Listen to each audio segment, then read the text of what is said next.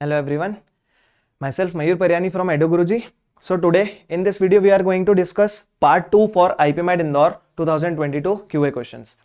In part 1 we have discussed very doable questions जो कि हम एग्जाम कंडीशंस में काफी इजीली कर सकते थे, बट यहाँ पर पार्ट 2 में हम स्पेशली वो वाले क्वेश्चंस फोकस करेंगे जिन क्वेश्चंस का कुछ हिडन कॉन्सेप्ट या जिन क्वेश्चंस को हमने एक बार भी हमारे कोर्स में हमारे प्रिपरेशन के टाइम पर अगर कवर किया था तो उन क्वेश्चंस को हम आराम से कर सकते हैं. थोड़े से कॉन्सेप्ट बेस्ड क्वेश्चंस हैं. So let us start with this video.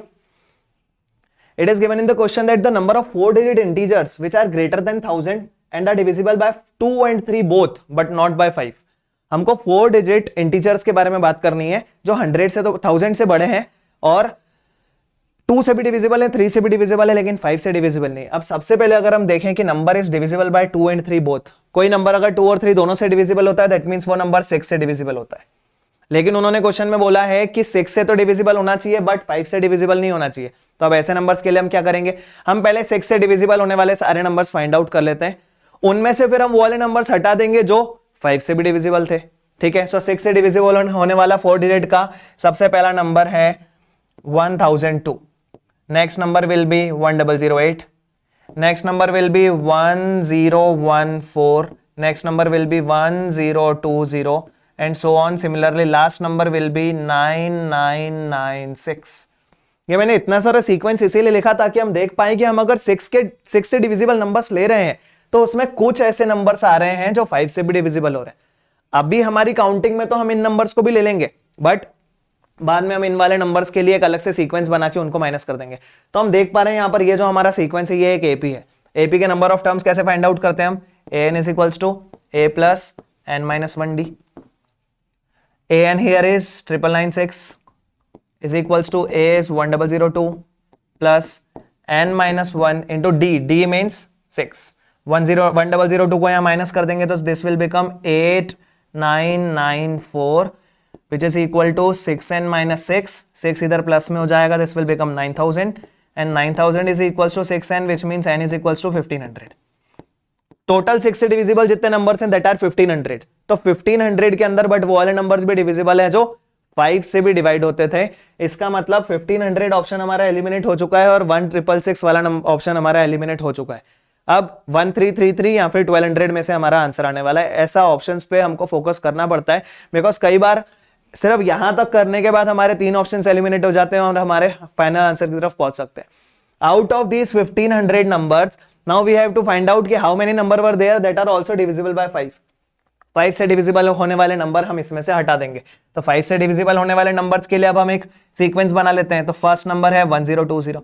अब हम कैसे पता करें कि 5 से डिविजिबल होने वाले कौन से नंबर्स हैं, तो अब ये लॉजिक लगाओ कि वो नंबर 6 से भी डिविजिबल है और 5 से भी डिविजिबल है. दैट मींस 6 और 5 दोनों के एलसीएम से डिविजिबल है. दैट मींस 30 से डिविजिबल है. सो हम 4 डिजिट के वो नंबर्स फाइंड आउट कर रहे हैं जो 30 से डिविजिबल है. First number is 1020. Next will be 1050.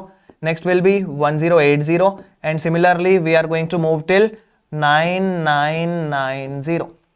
ये वो सारे नंबर्स हैं जो 5 से भी डिविजिबल है, 6 से तो है ही सही. ठीक है, ये भी एक हमारा क्या बन गया एपी. इसमें भी हम an वाला फॉर्मूला लगा लेंगे. वापस से फॉर्मूला ना लिखते हुए डायरेक्ट वैल्यू पुटिंग करते हैं.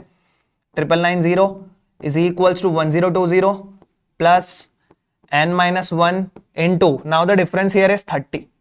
इसको यहां माइनस करेंगे तो हमको मिलेगा 8970 is equals to 30n minus 30. 30 इधर माइनस में इधर आके प्लस हो जाएगा. This will give us 9000 is equals to 30n which on solving gives us n is equals to 1010 gets cancelled. This is 300.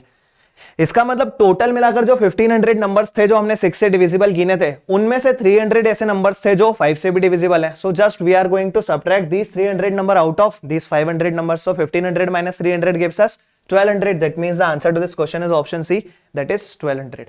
Basic AP का क्वेश्चन है. एक बार अगर किसी ने थोड़ा सा भी प्रैक्टिस के टाइम पर किया होगा तो आराम से कर सकते हैं हम इस क्वेश्चन को. Let's move to the next question. If one of the factors of the number 3 to the power 7, 2 to the power 8, 17 to the power 3 is randomly chosen, then the probability that the chosen factor will be a perfect square. Most popular variety का question है. IPMAT में हम पिछले 3-4 attempts में ये चीज देख रहे हैं कि आईपीमैट इंदौर जो है वो फैक्टर्स के ऊपर हमेशा क्वेश्चन पूछ रहा है. तो फैक्टर्स हमको बहुत अच्छे से कवर कर लेना चाहिए. यहां पर हमसे क्वेश्चन में पूछा है कि इस पर्टिकुलर नंबर के टोटल जितने भी फैक्टर्स हैं उनमें से एक परफेक्ट स्क्वायर फैक्टर होने की क्या प्रोबेबिलिटी है। सो सबसे पहले हम क्या करते हैं, total number of factors find out कर लेते हैं। And I hope total number of factors का बेसिक कॉन्सेप्ट सभी को पता होगा, हमने भी प्रीवियस कुछ वीडियोस में डिस्कस किया है। कैसे फाइंड आउट करते हैं, प्राइम नंबर की जो भी पावर्स हैं, यहां पर ये नंबर ऑलरेडी प्राइम नंबर की पावर के फॉर्म में ब्रेक किया हुआ है। What we have to do, we have to just add 1 in the powers. पहली पावर है 7, तो 7 + 1 will be 8, 8 + 1 will be 9 and 3 + 1 will be 4। ये हमारे टोटल नंबर ऑफ फैक्टर्स हो गए। हम ये फाइंड आउट नहीं कर रहे हैं बिकॉज हम प्रोबेबिलिटी पूछी हुई है, न्यूमरेटर भी फाइंड आउट कर लेते हैं, जो जो कैंसिल होगा उनको कैंसिल करके फाइनल कैलकुलेशन कर लेंगे। अब ये तो हमारे टोटल फैक्टर्स हो गए, but out of these total factors we have to find out how many factors will be perfect square. अब परफेक्ट स्क्वायर फाइंड आउट करने के लिए हमको क्या करना पड़ता है, तो पहले एक छोटा सा कॉन्सेप्ट सीखते हैं हम कि 3 की पावर 7 के बारे में हम बात कर रहे हैं। हमने 3 की टोटल कितनी पावर्स लिए, 8 पावर्स लिए। तो 8 पावर्स कौन कौन सी है, 3 की power 0, 3 to the power 1, 3 to the power 2, 3 to the power 3, 3 to the power 4, 3 to the power 5, 3 to the power 6 and 3 to the power 7। तो किसी को अगर ये नहीं पता हो कि 1 क्यों ऐड करते हैं, तो 1 ऐड करने के पीछे का रीजन है कि हमको 3 की पावर 0 भी लेनी पड़ती है। Now we have to find out which factors जो परफेक्ट स्क्वायर हो। हमको पता है कि कोई भी नंबर परफेक्ट स्क्वायर कब होता है, जब उसकी पावर इवन होती है। So how many powers are there that are even, so first power this 2, 3 and 4। That means 3 की जो हमने टोटल 8 पावर्स ली थी, उन 8 में से 4 पावर्स हमारे पास ऐसी हैं जो परफेक्ट स्क्वायर का फॉर्मेशन कर सकती है। So we are going to take 4। Similarly 2 की पावर 8, अब 2 की पावर 8 की हमने टोटल 9 पावर्स ली है। कौन कौन सी 9 पावर्स हैं, 2 की पावर 0 से लेकर 2 की पावर 8 तक। इवन कौन कौन सी है, 2 की पावर 0, 2 की पावर 2, 2 की पावर 4, 2 की पावर 6, 2 की power 8। That means 5 powers are there. 17 की पावर 3 की टोटल हमने 4 पावर्स लेकर रखी है, 17 की पावर 0, 17 की पावर 1, 17 की पावर 2 और 17 की पावर 3। इनमें से इवन कौन कौन सी है, 17 की पावर 0 और 17 की पावर 2। दैट मीन्स 2 पावर्स है, तो हम 2 ले लेते हैं। बस ये हमने कर लिया, न्यूमरेटर डिनोमिनेटर दोनों वैल्यूज फाइंड आउट कर ली। 4 से 4 कैंसिल हो गया, 2 और 8 कैंसिल हो गए 4 times, so our answer becomes 5/36। That means this is our answer. बस एकदम बेसिक क्वेश्चन है। नंबर ऑफ फैक्टर्स अगर हमने पढ़ा है और नंबर ऑफ फैक्टर्स में परफेक्ट स्क्वायर्स निकालना हमने सीखे हैं कि कितने परफेक्ट स्क्वायर फैक्टर्स होते हैं, तो ये क्वेश्चन भी आप काफी इजीली डुएबल था। Let's move to the next question. Let A and B be two sets such that the Cartesian product A cross B consists of 4 elements if 2 elements of A cross B are, 2 elements देकर रखे हैं हमको A cross B। क्या क्या देकर रखे हैं, पहला एलिमेंट है 1,4, दूसरा एलिमेंट है 4,1। टोटल उन्होंने हमको बोल के रखा है कि उसमें 4 एलिमेंट्स है जिसमें से 2 देकर रखे। अब कार्टेशियन प्रोडक्ट में हमको पता है कि ये जो फर्स्ट एलिमेंट आता है ये फर्स्ट वाले साइड से आता है और सेकंड एलिमेंट जो आता है ये सेकंड वाले साइड से आता है। तो अगर हम देख पा रहे हैं कि सेट ए से हमको कौन कौन से 2 एलिमेंट्स मिल रहे हैं, 1 और 4 मिल रहे हैं। हो सकता है और भी हो, इसके बारे में हम डिस्कस करते हैं। 1 और 4। बी के बारे में बात करें तो इसमें भी 4 और 1 मिल रहे हैं। अब अगर हम इसके कार्टेशियन प्रोडक्ट की बात करें तो ए में हमारे 2 एलिमेंट्स है, बी में भी हमारे 2 एलिमेंट्स है। दैट मींस टोटल कितने एलिमेंट्स होंगे, 4 ही एलिमेंट्स होंगे। और यही क्वेश्चन में बोला है कि there are total 4 elements. That means क्या हुआ कि ए के पास भी 2 ही एलिमेंट है और बी के पास भी 2 ही एलिमेंट है। ये हमारा कंफर्म हो गया। अब इनमें से कार्टेशियन प्रोडक्ट हम कैसे निकालते हैं, हर एलिमेंट को हर एलिमेंट के साथ पेयर करके लिख लेते हैं। 1 4 लिखा हुआ है, 1 1 हम लिख देते हैं, 4 4 हम लिख देते हैं और 4 1 ऑलरेडी लिखा हुआ है। दैट मींस ये बन गया हमारा फाइनल कार्टेशियन प्रोडक्ट जिसके बारे में उन्होंने क्वेश्चन में बोला था कि 4 एलिमेंट्स है। अब हमसे क्वेश्चन में पूछा है कि इनमें से क्या सही है, तो हम देखते हैं। एक ऑप्शन हमारा लिखा है A cross B not equal to B cross A। अब A क्रॉस B तो हमने निकाल दिया, चलो हम B क्रॉस A भी निकाल लेते हैं। A क्रॉस B में फर्स्ट एलिमेंट हमने A से लिया था, B क्रॉस A में फर्स्ट एलिमेंट हम B से लेंगे। तो 4 को 1 से किया 4 1, फिर 4 को 4 से किया 4 4, फिर 1 को 1 से किया 1 1, फिर 1 को 4 से किया 1 4। तो यहां पर हम देख पा रहे हैं कि A क्रॉस B और B क्रॉस A के सारे एलिमेंट सेम है। That means we are going to conclude that A cross B is equal to B cross A, which is there in option D. So this is our answer. थोड़ा सा basic rule अगर हमको basic knowledge Cartesian product के बारे में होगा और कैसे उसका डोमेन और रेंज का कॉन्सेप्ट होता है वो पता होगा, so this question could have been doable. Next question, ये क्वेश्चन कई बार थोड़ा सा इरिटेट करता है अगर हमको इसका बेसिक नहीं पता है। तो मतलब क्वेश्चन समझ में आता है बट स्टार्ट कैसे करेंगे थोड़ा सा दिक्कत देता है। क्वेश्चन में बोला the cost of a piece of jewellery is proportional to the square of its weight. Cost जो है वो प्रोपोर्शनल है उसके वेट के स्क्वायर के। सबसे पहले ये स्टेटमेंट लिख दो जो उन्होंने बोला है उसके अकॉर्डिंग। आगे बोला है a piece of jewellery weighing 10 grams is INR 3600। Piece of jewellery जो है जो 10 ग्राम्स का है उसका प्राइस है 3600, तो कॉस्ट की जगह लिख देते हैं 3600। अच्छा, ये करने के पहले हम थोड़ा ये प्रोपोर्शनलिटी के साइन से कुछ डील कर लेते हैं। तो हमको पता है कि कभी भी प्रोपोर्शनलिटी का साइन हटता है तो एक कांस्टेंट लगता है। लेट अस से कि वो कांस्टेंट k है, k times w square. Now we are going to use that condition कि कॉस्ट देकर रखिए हमको 3600 इज इक्वल्स टू k के बारे में अभी कुछ नहीं पता। वेट कितना देकर रखा था 10 grams, so this will B 10 square.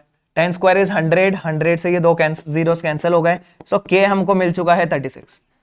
अब हम इस k की वैल्यू को आगे यूज करते हैं। क्वेश्चन में बताया the cost of peace of jewellery of the same kind weighing 4 grams. अब कॉस्ट पता करनी है तो हमको फिर से यही फॉर्मूला यूज करते हैं, cost is equals to k times w square. Cost हमको पता करना है, k की वैल्यू हमको मिल चुकी है कितनी 36 इंटू w स्क्वायर मीन्स 4 का square which is 16। So we just have to multiply 36 and 16। 36 6 is 216 21 576। So 576 is our answer. बस सिर्फ ये प्रोपोर्शनलिटी का अगर हमको कॉन्सेप्ट पता है, ये दो चीजें अगर हमको अच्छे से समझ में आती है तो हम ये क्वेश्चन काफी इजीली कर सकते हैं। थोड़ा सा वेरिएबल टाइप का क्वेश्चन है, इस टाइप के क्वेश्चंस हम बहुत फ्रीक्वेंटली प्रैक्टिस में नहीं लेते हैं, बट ठीक है फिर भी काफी इजीली डुएबल क्वेश्चन था अगर हम पहले कर चुके हैं तो। Let's move to the next question. When the square of difference of two natural numbers is subtracted from the square of sum of two same numbers and then the result is divided by 4, then we get। अब यहां पर थोड़ा सा language problem हो जाता है कई बार। उन्होंने डिफरेंस ऑफ स्क्वायर्स नहीं बोला, स्क्वायर ऑफ डिफरेंस बोला। मतलब दो नंबर हैं जिनके डिफरेंस का स्क्वायर को माइनस किया गया है, is subtracted from, this is subtracted from square of, is subtracted from square of sum, मतलब सम का स्क्वायर। तो ये सम का स्क्वायर, दैट मींस इसमें से इसको माइनस किया और जो रिजल्ट आया उसको 4 से डिवाइड किया, that means this whole is divided by 4। तो हमको क्या मिलेगा वो हमको ऑप्शंस में देखना है। तो पहले हम एक काम करते हैं, इसको थोड़ा सा सिंप्लीफाई करते हैं। X plus y whole square करेंगे तो x square plus y square plus 2xy minus x minus y whole square करेंगे तो x square plus y square minus 2xy whole divided by 4। Bracket खोलेंगे, एक्स स्क्वायर कैंसिल हो जाएगा, Y square cancel हो जाएगा, 2xy, this minus and minus gets plus 2xy will be 4xy, so 4xy divided by 4 is equals to xy। that means our answer is कि जो दो numbers हमने लिए थे x और y उन दोनों का प्रोडक्ट। अब देखते हैं हम ऑप्शंस। फर्स्ट ऑप्शन है the product of HCF and LCM of two numbers. Yes, अगर हमको HCF और LCM में एक प्रॉपर्टी पता है कि LCM into HCF is equals to होता है प्रोडक्ट ऑफ टू नंबर्स। जिन दो नंबर्स को हम HCF और LCM फाइंड आउट कर रहे हैं, अगर उन दो नंबर्स का HCF और LCM मल्टीप्लाई करते हैं तो वो हमेशा उन दोनों नंबर्स के प्रोडक्ट के इक्वल आता है। और हम यहां देख रहे हैं कि हमारा वो जो नंबर आया है वो उन दोनों का प्रोडक्ट ही आया है। That means yes, this is equal to the product of HCF and LCM। That means this is our answer. हमको बाकी ऑप्शन चेक करने की नीड नहीं है बिकॉज हम एकदम परफेक्ट हमारे आंसर की तरफ मूव किए। So LCM into HCF equals to product of two numbers. ये लॉजिक पता होना चाहिए था, पहली बात इस क्वेश्चन में। दूसरा, थोड़ा सा अगर क्वेश्चन हमको अच्छे से समझ में आ रहा है तो इस कंडीशन को सॉल्व करना था। So this two question was doable. Next question, a set of all possible values the function f of x is equals to x upon mod x। Non maths background student थोड़ा सा issue face करता है ऐसे question में। उसने हमको बोला कि ये जो फंक्शन है ये क्या क्या वैल्यूज अटेन ले सकता है, मतलब इसकी रेंज पूछी है। अगर हमने फंक्शंस के बारे में थोड़ी सी डिटेल स्टडी करी है तो ये एक सिग्नम फंक्शन का पार्ट है। किसका पार्ट है? सिग्नम फंक्शन का। अब अगर किसी को सिग्नम फंक्शन पता है तो उनके लिए तो ये क्वेश्चन 3 4 5 सेकंड का है। बस उसने x not equal to 0 use करने के लिए हमको बोल दिया है। ठीक है, यहां पर हमको क्वेश्चन में बोला गया है कि ये फंक्शन क्या क्या वैल्यूज ले सकता है। अगर हमको नहीं भी पता है और थोड़ा सा बेसिक फंक्शंस के बारे में आइडिया है, हमको ऐसे क्वेश्चंस में क्या करना चाहिए, हिट एंड ट्रायल करना चालू कर दो। x की वैल्यू 0 तो रखने के लिए मना करा, 1 रखते हैं। 1 रखेंगे तो 1/1 हमको मिलेगा 1। 2 रखेंगे 2/2 फिर से मिल जाएगा 1। 3 रखेंगे 3/3 फिर से मिल जाएगा 1। 1.5 रखेंगे 1.5/1.5 फिर से मिल जाएगा 1। तो हम यहां से क्या कंक्लूड कर सकते हैं कि हम कोई भी पॉजिटिव वैल्यू रख रहे हैं तब तो हमको 1 ही मिल रहा है। Now let us check for negative values. Negative value रखते हैं तो -1/1 हो जाएगा -1, -2 रखेंगे तो -2 अपॉन, यहां -2 रखेंगे तो -2 का मॉड हो जाएगा 2, -2 अपॉन 2, ये भी -1 देगा। तो हम यहां पर क्या देख पा रहे हैं, हमने जब जब पॉजिटिव वैल्यूज रखी तब तब हमको क्या मिला, +1। जैसे ही हमने नेगेटिव वैल्यूज रखी हमको क्या मिलना चालू हुआ, -1। इसका मतलब ये फंक्शन कुछ भी x की वैल्यू रख लो, 1 और -1 के अलावा कोई भी वैल्यू नहीं दे सकता। That means this is going to be our answer. बस इतना सा करना था इस क्वेश्चन में। वैसे तो हम इस क्वेश्चन को क्लास में समझाते टाइम क्या करते हैं कि मॉड्यूलस x जो आया है इसको रीडिफाइन करके इसकी नई डेफिनेशन क्या होती है वो बनाना सिखाते हैं, बट यहां पर भी हम वो बता सकते थे, बट यहां पर एक्चुअल में देखा जाए तो उस चीज की नीड ही नहीं थी। So the answer to this question is this function can take what values, 1 as well as -1। Let's move to the next question. Matrix का क्वेश्चन है। a इज इक्वल्स टू हमको गिवन है 1 0 1/2 एंड 0, और हमसे किसकी वैल्यू पूछी है, a की पावर 2022। आईपीएम और कैट जैसे एग्जाम्स का वैसे भी एक स्पेशल पैटर्न है कि जिस साल का वो एग्जाम है उस नंबर को लेकर एक ना एक क्वेश्चन हमेशा पूछते हैं। 2022 का क्वेश्चन है इसीलिए 2022 पूछ लिया।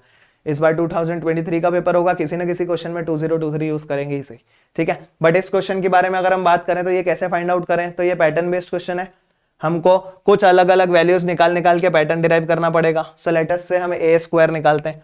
a स्क्वायर का मतलब होता है a into a। We are having the value of a as 1 0 1/2 and 0, and another a will also become 1 0 1/2 and 0। इसको हम सॉल्व करें तो हमको पता है कि दो मैट्रिसेस को मल्टीप्लाई कैसे किया जाता है, this and this will get multiply. तो 1 का 1 से किया 1, 0 को 1/2 से करेंगे तो 0 ही आएगा। तो first element is 1, next is 1 into 0 is 0, 0 into 0 is again 0, 1/2 into 1 is 1/2 plus 0 into 1/2 is 0, तो ये भी एलिमेंट हो गया 1/2, and last 1/2 into 0 is 0 and 0 into 0 is 0। ये हमारी a स्क्वायर की वैल्यू आ गई। क्या हम यहां पर देख के बोल सकते हैं कि a स्क्वायर की वैल्यू a के इक्वल है? इसका मतलब क्या हो रहा है कि a की वैल्यू तो ठीक है पता थी, a स्क्वायर की वैल्यू भी कितनी आ गई, a क्यूब के बारे में बात करते हैं तो हमको पता है कि a क्यूब मतलब क्या होता है, a स्क्वायर इंटू a। अब a स्क्वायर हमको ऑलरेडी पता चल चुका था कि a था, so this will become a into a मतलब a स्क्वायर, और a स्क्वायर फिर से a। तो अब हम फाइंड आउट थोड़ी करेंगे, अब हमको यहां से क्या पता चल गया कि a क्यूब की वैल्यू भी a है। तो हम देख पा रहे हैं कि हम a की कोई भी पावर निकालने जा रहे हैं, पावर 2 हो, पावर 3 हो, पावर 4 हो, कोई भी पावर हो, हमको क्या हो रहा है, a ही मिल रहा है। तो हम देख पा रहे हैं यहाँ पर हमारे पास किसी भी ऑप्शन में एग्जैक्टली a तो नहीं बन रहा है। That means the answer to this question should be option a, that is none of these.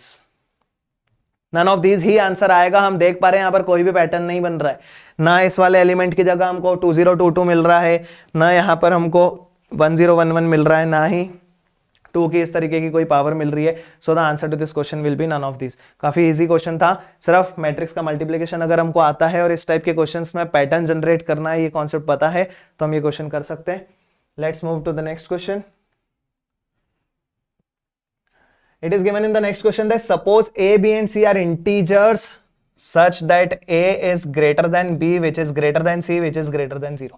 a b c integers हैं और a की वैल्यू b से बड़ी है, b की वैल्यू c से बड़ी है और c की वैल्यू 0 से बड़ी है। इसका मतलब क्या हुआ कि सारे के सारे जो a b c नंबर्स हैं वो 0 से बड़े हैं, और 0 से बड़े होने के साथ साथ इंटीजर्स भी हैं। दैट मीन्स हम इनको नेचुरल नंबर्स बोल सकते हैं।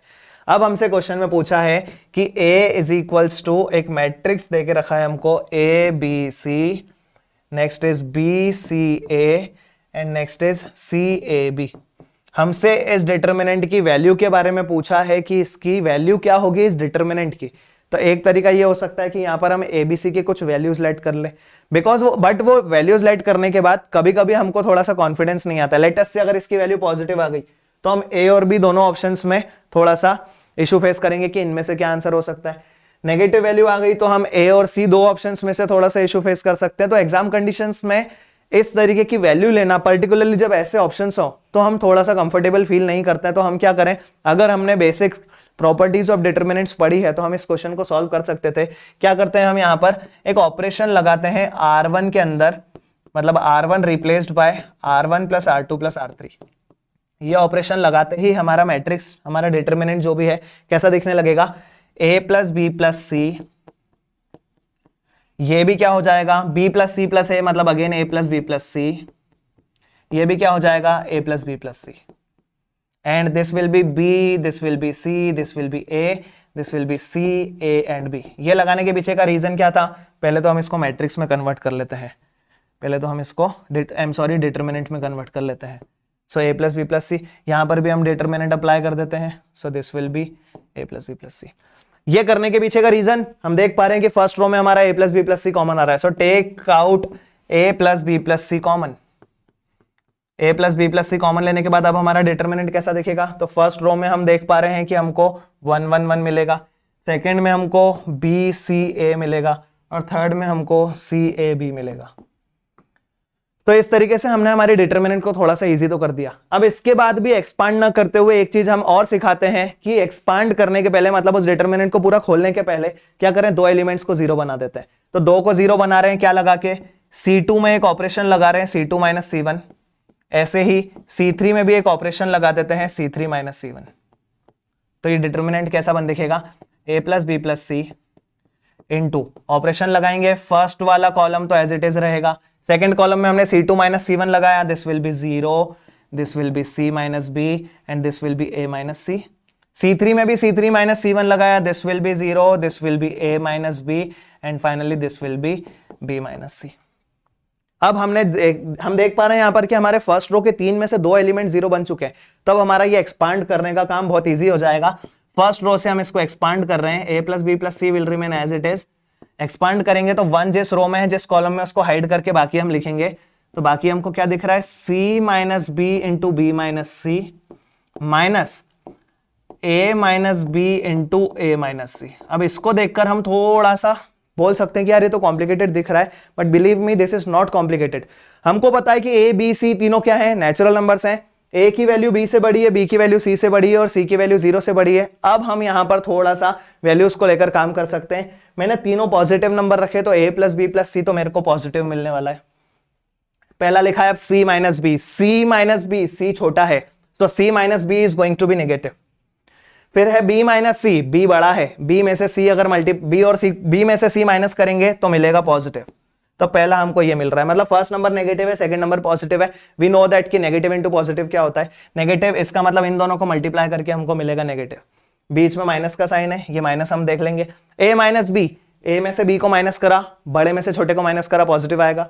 a में से c को माइनस करा, फिर से बड़े में से छोटे को माइनस करा, पॉजिटिव आएगा। So this is positive into positive is positive, but बाहर लगा हुआ है minus, so minus into plus will be minus. तो यहां पर हमको क्या पता चल रहा है कि ये टर्म नेगेटिव आ रहा है, ये पॉजिटिव आ रहा है, लेकिन ये वाला जो नेगेटिव है इस पॉजिटिव को नेगेटिव कर देगा। सो इन दैट ब्रैकेट जो हमारी पूरी वैल्यू आने वाली है वो आने वाली है नेगेटिव, और बाहर है पॉजिटिव। हमको पता है positive into negative is negative, so the answer to this question is negative. I think कि ये क्वेश्चन थोड़ा सा ट्रिकी लगा होगा, थोड़ा सा चैलेंजिंग लगा होगा, बट सिर्फ उन्हीं लोगों को लगा होगा जिन्होंने प्रॉपर्टीज ऑफ डिटर्मिनेंट्स के बारे में नहीं पढ़ा होगा। Specially non maths background students जो हैं वो थोड़ा सा ऐसा फील कर सकते हैं, बिकॉज उन्होंने अपने 11-12 वाली क्लासेस में ये टॉपिक नहीं पढ़ा है। बट जिन्होंने ये पढ़ा है या जिन्होंने आईपी मैट की प्रिपरेशन के टाइम पर इस टाइप का क्वेश्चन सॉल्व किया है, वो काफी इजीली इस क्वेश्चन को सॉल्व कर सकते थे, कोई बहुत ज्यादा चैलेंज नहीं था। Let's move to the next question. In how many ways can the letters of the word management be arranged such that no vowels appear together? No two vowels appear together. ये थोड़ा सा tricky question है। No vowels appear together अगर बोलते तो हम total में से all vowels appear together minus कर देते, लेकिन यहां पर उसने no two बोला है। इसका मतलब हमको क्या करना पड़ेगा, यहां पर गैपिंग से सॉल्व करना पड़ेगा। पहले हम देख लेते हैं कि ये वर्ड क्या है। The word is management. हम इसमें देख लेते हैं कि कौन कौन से कॉन्सोनेंट्स हैं और कौन कौन से वॉवेल्स हैं। तो हम यहाँ पर देख पा रहे हैं एम वॉवेल है, लेकिन दो एम कॉन्सोनेंट है, 2 बार है। ए वॉवेल है, 2 बार है। एन कॉन्सोनेंट है, 2 बार है। ए हो चुका है। जी 1 बार है। ई 2 बार है, वॉवेल है। और फाइनली हमारा बचा है एक टी। ये हमारे पास है। हमको क्या करना है, यहाँ पर इसको इस तरीके से अरेंज करना है कि कोई भी 2 वॉवेल साथ में नहीं आए। वॉवेल अगर साथ में नहीं आए तो हम कर देते हैं, एक काम करते हैं, पहले एम को यहाँ फिट कर दिया, एक स्पेस छोड़ दी। फिर पहले हम क्या कर रहे हैं, कॉन्सोनेंट्स को प्लेस करते जा रहे हैं। सारे कॉन्सोनेंट्स को हम प्लेस कर देंगे और उसके बाद फिर हम उनके लिए जो बीच बीच में गैप छोड़ रहे हैं तो वहां से वो अल्टरनेट पोजीशन आ जाएगी। अल्टरनेट पोजीशन आ जाएगी मतलब कोई भी वॉवेल साथ में नहीं रहेगा। तो एक स्पेस छोड़ के फिर एन लिख दिया, एक स्पेस छोड़ के फिर हमने ई लिख दिया, फिर एक स्पेस छोड़ के हमने फिर से एम लिख दिया, फिर एक स्पेस छोड़ के एन लिखा एंड फाइनली एक स्पेस छोड़ के हमने टी लिख दिया। तो हम यहां पर देख पा रहे हैं कि वॉवेल यहां भी आ सकता है, यहां भी आ सकता है। इसका मतलब अब हम यहां से क्या बोल पा रहे हैं कि जैसे ही हमने सारे के सारे कॉन्सोनेंट्स को अरेंज किया, we are left with 7 different places for vowels.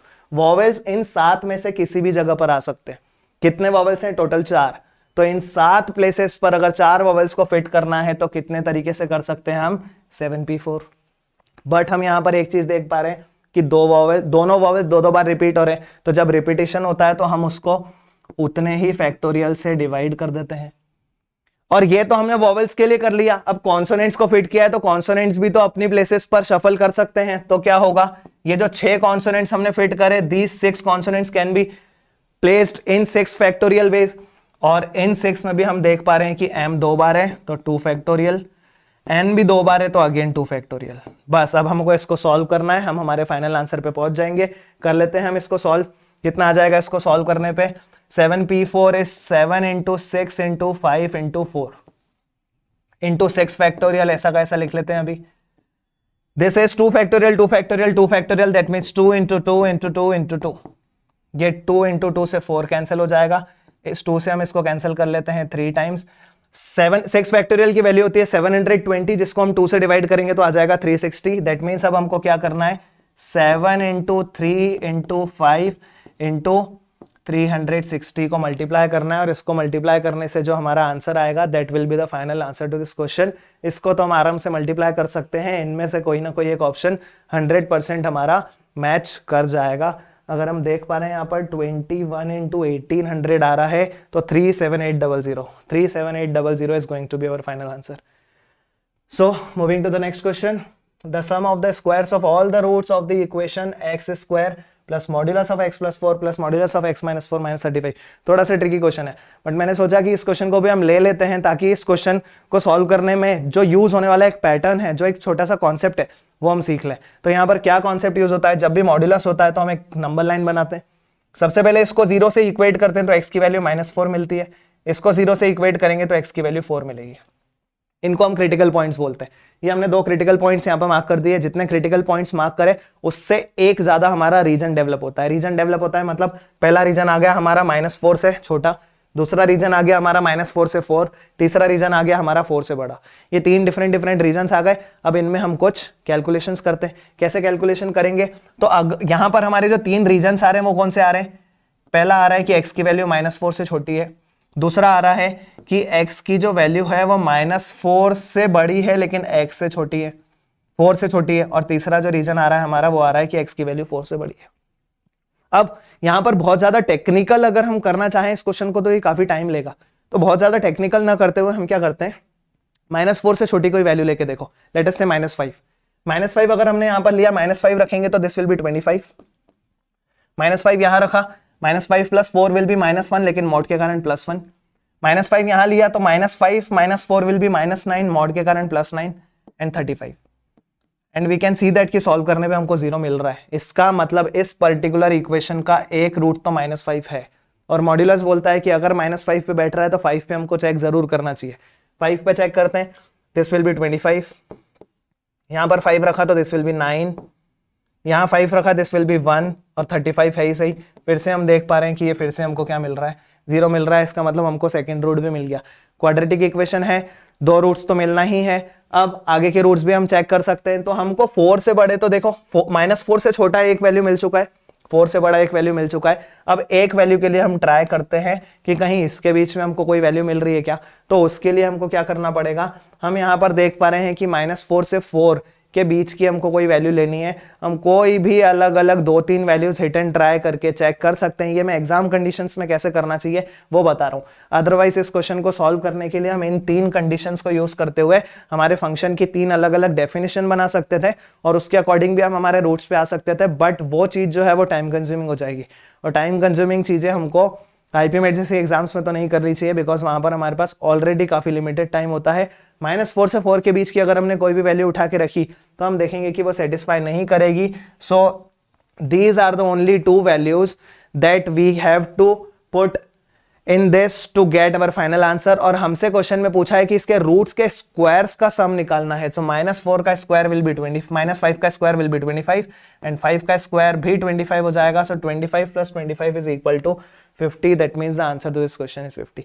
थोड़ा सा ये ऐसा है कि हम अनकन्वेंशनल मेथड से अगर इस क्वेश्चन को सॉल्व करने जाएं तो हम फिर भी कर सकते हैं, लेकिन हम पूरी तरीके से अगर कन्वेंशनल मेथड पे जाने की कोशिश करेंगे तो ये क्वेश्चन बहुत टाइम लेगा, एरर होने के चांसेस भी ज्यादा हैं। ये क्वेश्चन हम एग्जाम कंडीशंस में नहीं भी करें तो भी कोई इशू नहीं है। इसके अलावा भी हम आराम से 17-18 क्वेश्चंस तो सॉल्व कर सकते हैं।